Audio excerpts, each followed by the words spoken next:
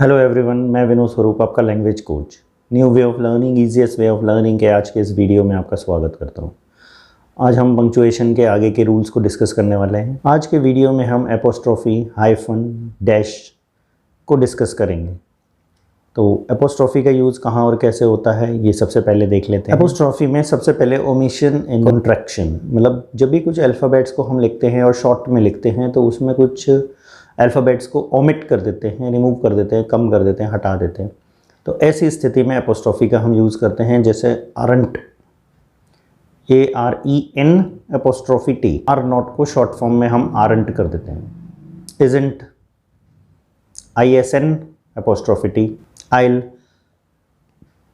आई will का I तो हमेशा कैपिटल रहता है, लेकिन ये आर नॉट और इज़ नॉट का A और I ये डिपेंड करता है कि अगर ये सेंटेंस के बीच में यूज़ होते हैं जनरली हेल्पिंग वर्ब, अगर आगे यूज़ हो रहे हैं इंट्रोगेटिव है तो कैपिटल रहेंगे, अदरवाइज ये स्मॉल हो सकते हैं। ओ क्लॉक, ओ के बाद एपोस्ट्रोफी देन क्लॉक, ओ ये कैपिटल ही रहेगा हमेशा।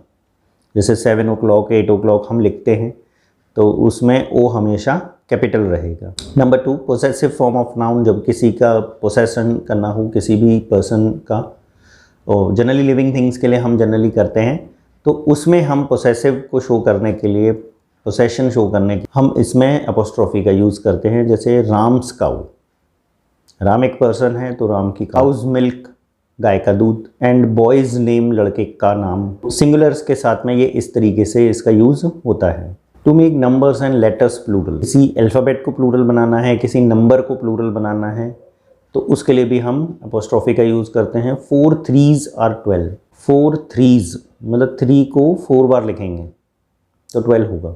Your I's and T's are alike, तुम्हारे आई और टी एक से बनते हैं। और टी ये अल्फ़ाबेट्स को प्लूरल बनाने के लिए हम एपोस्ट्रोफी का यूज़ करते हैं। Number 4, if numbers are written in words, अगर नंबर को हम वर्ड्स में लिख रहे हैं, apostrophe S is not use in plural, S और ES इज़ यूज, तब एस और ES यूज़ होगा। जैसे धोनी हिट 3 4s, अगर हमने एपोस्ट्रोफी मतलब न्यूमेरिक में नहीं लिखा है, नंबर में नहीं लिख के बल्कि वर्ड्स में लिख रहे हैं 4, धोनी ने 3 4s एंड 2 6s मतलब 3 चौके और 2 छक्के मारे, तो इसके लिए हम क्या करेंगे 3 4s, क्योंकि हम अल्फ़ाबेट्स में लिख रहे हैं इसलिए एपोस्ट्रोफी का यूज़ नहीं करेंगे बल्कि केवल एस का यूज़ करेंगे। 6 में ES का यूज़ करेंगे। एपोस्ट्रोफी का यूज़ हम तभी करेंगे जब डिजिट्स में लिखा हो, वर्ड्स में लिखा है तो एस या ES का यूज़ होगा प्लूरल बनाने के लिए। ये दोनों रूल अब ध्यान से समझें। नेक्स्ट है हाइफन। हाइफन का क्या यूज़ रहता है? हाइफन छोटे डैश को कहते हैं generally. Hyphen is use to change the line, line change करने के लिए। जैसे हम आगे कॉपी में कभी का आंसर्स लिख रहे हैं, कुछ लिख रहे हैं और जगह कम पड़ गई तो हम एक छोटा सा डैश लगाते हैं और बाकी का वर्ड नीचे लिखते हैं। उसका भी एक रूल होता है, कैसे? It is use the end of the saleable, वो हम इस सेलेबल के एंड में ही लगाना होता है, हम जहाँ मर्जी वहाँ नहीं लगा सकते, वो रॉन्ग हो जाएगा। जैसे ब्यूटीफुल, ये 3 syllable वर्ड है, ब्यूटीफुल, 3 साउंड्स डिफ्रेंशिएट हो रही हैं अलग अलग। तो अगर आपको लगाना है तो आप इसे ब्यू और टीफुल एक साथ लिख सकते हैं, या ब्यूटी एक साथ लिख सकते हैं, फुल अलग कर सकते हैं। तो जहाँ हाइफन लगता है वहीं लगेगा, आप मनगढ़ंत जगह पर ऐसा नहीं लग सकता कि BEAUT डैश लगा दिया और फिर IFUL अलग लिख दिया, नहीं, वो रॉन्ग है। That is the wrong way to write, गलत तरीका है लिखने का, लेकिन चल रहा है, हम करते रहते क्योंकि पता ही नहीं है। तो we should know the rules कि सेलेबल क्या होते हैं और सेलेबल की जगह पर ही डैश का यूज़ किया जाता है। It is not use after first letter और बिफोर द लास्ट लेटर, मतलब पहले लेटर के बाद और लास्ट लेटर से पहले, ऐसा नहीं कर सकते आप। जैसे इसमें लिखा है G डैश रामर, या ग्रामा और एंड में डैश लगा के R, एक अल्फ़ाबेट को इधर या उधर, ऊपर या नीचे हम नहीं कर सकते, पूरे वर्ड को एक साथ ही लिखें, वो बेटर रहेगा। Single syllable word are not divided, एक सेलेबल के जो वर्ड होते हैं जिनकी सिंगल साउंड होती है, छोटे वर्ड्स, उन्हें हमें डिवाइड नहीं करना चाहिए, वो डिवाइड नहीं होते हैं। जैसे cat, dog, mat, bat, box etcetera, तो ये डिवाइड नहीं होंगे इस तरह के सिंगल सेलेबल वर्ड। नेक्स्ट आता है number 2, to write compound numbers from 21 to 99, 21 से लेकर 99 तक के अगर हम कंपाउंड वर्ड्स को नोट कर रहे हैं या लिख रहे हैं तो उन्हें हमें किस तरह लिखना है, जैसे 44, तो 40 और 4 के बीच में डैश लगेगा।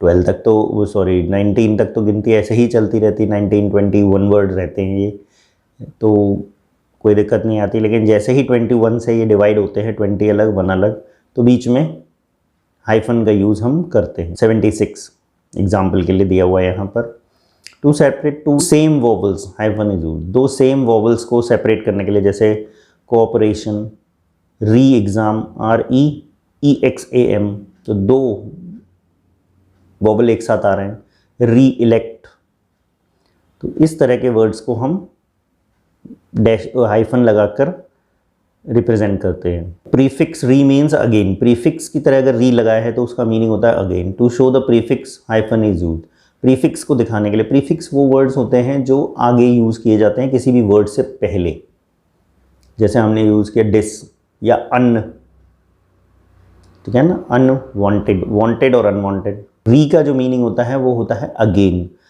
अगर हम वर्ड को मिला के लिख रहे हैं तो उसका मीनिंग अलग है, ठीक है ना, और अगर हम उसे हाइफन के साथ लिख रहे हैं तो अलग है। ये देख लें, जैसे एक वर्ड है रिकवर, गेट बैक, मतलब रिकवर आना मतलब वापस अपनी स्थिति को कर लेना, और रिकवर मतलब कवर अगेन, आपको दोबारा उसे पूरा करना है, कवर करना है। रिकॉल, याद करना, रिमेंबर, और रिकॉल, कॉल अगेन, दोबारा कॉल करो। रिफॉर्म, रिफॉर्म का मतलब होता है इम्प्रूव करना, और रिफॉर्म का मतलब फॉर्म अगेन, दोबारा फॉर्म करो किसी चीज़ को जो बना रहे हो आप, फॉर्मेशन कर रहे हो। रिकाउंट, टेल अ स्टोरी, कहानी बताना। री अलग और काउंट अलग। रिकाउंट का मतलब काउंट अगेन, दोबारा गिनिए। रिएक्ट, रिएक्ट का मतलब रिस्पॉन्ड करना, कोई हमें कुछ कहता है हम तुरंत रिएक्ट कर देते हैं, प्रतिक्रिया देना, रिस्पॉन्ड। और रीएक्ट का मतलब एक्ट अगेन। तो ये आप ध्यान रखें कि मीनिंग भी बदल जाते हैं अगर आप उसे प्रीफिक्स की तरह यूज़ कर रहे हैं। अगर प्रीफिक्स की तरह यूज़ करेंगे तो उसका मीनिंग होगा again. It is use in the formation of many compound and complex words. Compound और कॉम्प्लेक्स वर्ड्स की फॉर्मेशन के लिए भी हाइफन का यूज़ होता है, जैसे sister in law, ill tempered, well behaved, non violence, ex principal, pre planned. तो ये कंपाउंड वर्ड्स हैं और इसमें हाइफन का यूज़ होता है। Now the next is dash. अब जो है अगला हमारा वो है डैश। डैश में क्या होता है, to show list of things. Dash जो होता है हाइफन से लगभग डबल लेंथ का होता है, थोड़ा सा बड़ा होता है ये सिंबल जो है, तो लिस्ट ऑफ थिंग्स को शो करता है ये। आई वॉन्ट, मुझे चाहिए chips, chocolate, Frooti and ice cream. अब लिस्ट बना के दे दी कि क्या क्या चाहिए, तो उसे शो करने के लिए डैश का यूज़ करते हैं, हाइफन नहीं।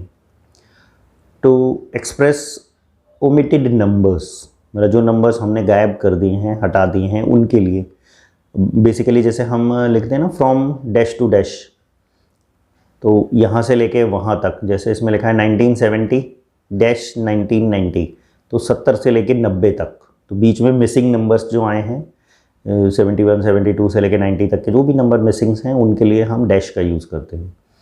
लेसन 1-8 का मतलब क्या है, 1 and 8 नहीं है इसका मतलब है 1 to 8, 1 से लेके 8 तक सारे लेसन।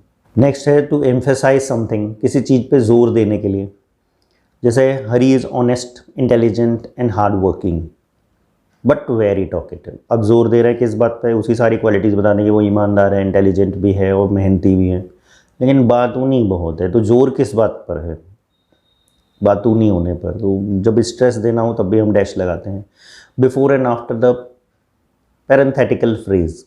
पैरेंथेटिकल फ्रेज क्या होता है, मतलब क्षणिक, मतलब कुछ समय के लिए, मोमेंटरीली आप किसी से परेशान हैं, उसके लिए आपने कोई टिप्पणी कर दी, कोई बात कर दी, तो उसके लिए जैसे my brother to tell you the truth is a thief. अब सेंटेंस तो ये है my brother is a thief, लेकिन हमने ये जो 2 डैश लगाए हैं उसके बीच में जो पार्ट है that is called parenthetical phrase. ये पैरेंथेटिकल फ्रेज है जो ये शो करता है कि क्षणिक बात है। To tell you the truth, अगर सच बताऊं तो, सच कितनी देर के लिए है ये डिपेंड करता है, क्षणिक है ये। पैरेंथेटिकल फ्रेज का मतलब होता है जो परमानेंट नहीं है, भाई कौन अपने भाई को चोर बताएगा। किसी को बेवकूफ़ बनाने के लिए ही जनरली इस तरह के बयान दिए जाते हैं कि सच बताऊं मेरा भाई चोर है, तुम उसे कुछ मत देना लेना, तो क्षणिक है ये। नेक्स्ट है टू शो सडन पॉज और चेंज ऑफ एक्सप्रेशन। अचानक से कहीं रुक जाना बात करते करते और एक्सप्रेशन चेंज कर देना immediately. If you are alive now but while I am in the past, if we were alive ना, अगर हम अभी जिंदा हैं, but while I am in the past, तो पीछे के लिए क्यों रोएं, जो हो गया बीत गया उसके लिए क्यों रोएं। तो एक्सप्रेशंस देखिए, हम अभी जिंदा हैं तो ये खुशी की बात है, और पास्ट के लिए रोएं क्यों, मतलब दुख की बात है। तो एक्सप्रेशन चेंज हो रहे हैं दोनों। Before apposition and explanation, apposition मतलब विरोध बताने के लिए या किसी चीज़ की एक्सप्लेनेशन देने के लिए, वी बो टू गॉड, हम भगवान को दंडवत करते हैं, उसके सामने शीश झुकाते हैं। क्यों? Creator of the universe, God कौन है उसकी एक्सप्लेनेशन दी जा रही है कि वो एक क्रिएटर ऑफ द यूनिवर्स है। ठीक है ना। अगर कोई विरोधाभास वाली बात है उसके लिए भी हम डैश लगा के वो भी लिख सकते हैं। आज के वीडियो में इतना ही, इसके आगे कैपिटल लेटर्स और रह गए हैं, वो नेक्स्ट वीडियो में हम कवर करने की कोशिश करेंगे। जल्दी ही वो वीडियो भी आपके सामने होगा। तब तक के लिए keep watching, keep learning and don't forget to subscribe my channel. Thank you.